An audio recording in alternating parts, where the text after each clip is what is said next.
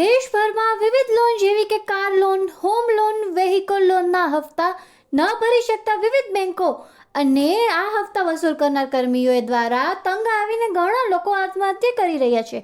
ત્યારે આ સમસ્યા સામે કર્જમુક્ત ભારત અભિયાન સંસ્થા સતત લડત આપી રહી છે અને જે કેન્દ્ર અને રાજ્ય સરકારે આ સમસ્યાનું નિવારણ આવે કે જેથી લોકો આત્મહત્યા ન કરે અને એ માટે સતત પ્રયત્ન કરી રહી છે।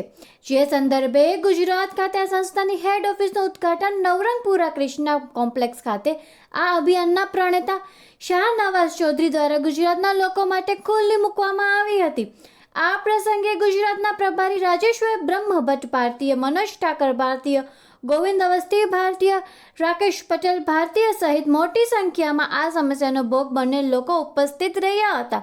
શાહનવાઝ ચૌધરી દ્વારા ઉપસ્થિત લોકોની સમસ્યા અને રજૂઆતો સાંભળી હતી અને આ પ્રશ્ન જલ્દી સરકાર સામે મૂકવામાં આવે અને તેનો ઉકેલ સરકાર લાવે તેવી બાંયધરી આપવામાં આવી હતી। આ ઉપરાંત કર્જના બોજ હેઠળ અત્યાર સુધી કેટલાક લોકો દ્વારા આત્મહત્યા કરવામાં આવી તેની વિગતો પણ રજૂ કરવામાં આવી હતી। અત્યાર સુધી દેશભરમાંથી આશરે 1.5 લાખના અભિયાનમાં જોડાયેલા છે અને આવનાર સમયમાં લાખોની સંખ્યામાં લોકો એકત્રિત કરવામાં આવશે। ये है देश में जो लोग भी कर्जे के कारण परेशान हैं उनकी समस्या सरकार को सुननी चाहिए। सरकार क्या कहती है, भारत सरकार हो या राज्य की सरकार हो, सरकार का मानना ये है देश में कोई भी व्यक्ति कर्जे के कारण परेशान नहीं। मैं उन्हें कहना चाहता हूँ कि एक बार यहाँ आकर देख लें अहमदाबाद में, और यहाँ छोड़िए किसी भी मार्केट में जाकर के देख ले और व्यापारियों से पूछ ले, व्यापार आज 10% भी नहीं रहा है। स्थिति इतनी खराब है लेकिन कोई सुनने को तैयार नहीं। और जब यहाँ गुजरात में इतनी आत्महत्याएं होने लगी, गुजरात की टीम ने लगातार मुझसे कहा कि सर कर्जे के कारण बहुत सारे लोग आत्महत्या कर रहे हैं, हमें उन्हें बचाना होगा, आप आ जाइए। मैंने कहा मैं तब आऊंगा जब अहमदाबाद या गुजरात की जनता चाहती हो, क्योंकि मेरे अकेले आने से नहीं होगा, जनता को बाहर निकलना होगा। तो उन्होंने कहा सर लोग लगातार आ रहे हैं मेरे पास, मिलना चाहते हैं, आप आ जाइए। तो जनता ने बुलाया, मैं आ गया। जनता जहां बुलाएगी मैं आ जाऊंगा। और आज अहमदाबाद में हूँ। मैं कहता हूँ अहमदाबाद में छोड़िए, अगर आप किसी गांव में भी बुलाएंगे मुझे गुजरात के या किसी भी राज्य के, मैं वहां पहुंचने को तैयार हूँ। किसी को भी कर्जे के कारण आत्महत्या नहीं करने देंगे। कर्जे के कारण कोई भी व्यापारी, कोई भी नौकरी करने वाला, जो लोग भी मेरी बात सुन रहे हैं, गुजरात में या देश में कहीं भी है, कर्जे के कारण कोई आत्महत्या मत करिए। मैं आपका भाई, आपका दोस्त, आपका बेटा, मैं आपकी लड़ाई लड़ रहा हूँ। और जो भी मदद होगी, अभी तक तो हमने कहा था हम आर्थिक रूप से सहायता नहीं कर पा रहे हैं, लेकिन हम एक प्लान कर रहे हैं, सरकार से कर्जा मुक्ति कोष बनवाया जाए ताकि सरकार आर्थिक रूप से भी सहायता करे। जिनकी ईएमआई बाउंस होने वाली है, जिनका घर जाने वाला है, गाड़ी जाने वाली है, उनको बचाया जाना चाहिए।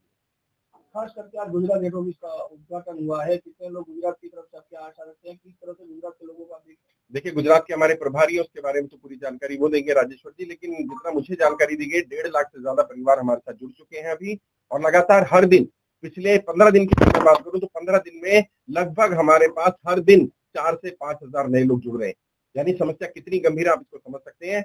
और जब गुजरात के लोगों ने कहा कि हम ऐसा चाहते हैं, तो गुजरात की टीम ने तय किया कि एक कार्यालय बनाया जाए, एक हेड ऑफिस बनाया जाए, कम से कम गुजरात में जो लोग भी परेशान हैं वो लोग वहां आकर के मिल सके। और कोई बैंक वाला, कोई रिकवरी वाला, कोई साहूकार, कोई भी परेशान करता है, यहाँ आइए, यहाँ हमारा कार्यालय आपकी मदद करेगा और जो भी करना पड़ेगा करेंगे।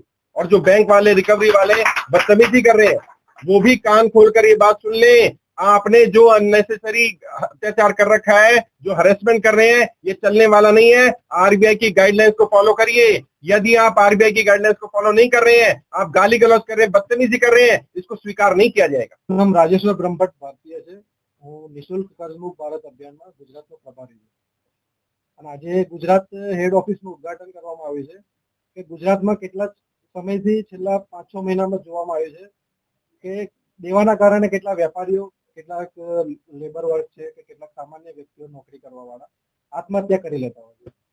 એટલે અમારી એક માંગ છે સરકાર સાથે કે તમે મોટા ઉદ્યોગપતિઓનું તો દેવું માફ કરી દો છો, તો સામાન્ય જનતાનું પણ દેવું માફ કરો। એમને તકલીફ છે એમનું પણ દેવું માફ કરો, એ તો રાહત આપો એમને, કોઈ પણ રીતે એમને સમય આપો કે 2 વર્ષનો નિઃશુલ્ક, મતલબ કે કોઈ વ્યાજ બી ના લાગે ને કશું નહીં, એવો સમય આપી દો એમને।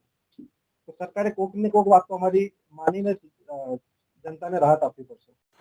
સમાચાર ટુડે ન્યૂઝ ચેનલની ટીમ અને જે સત્ય છે તે જ બતાવશે।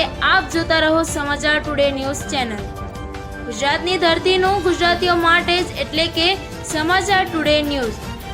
અમારી સમાચાર ટુડે ન્યૂઝ ચેનલને લાઇક કરો, શેર કરો અને સબસ્ક્રાઇબ કરો અને જોડાયા રહો સમાચાર ટુડે ન્યૂઝ ચેનલ સાથે।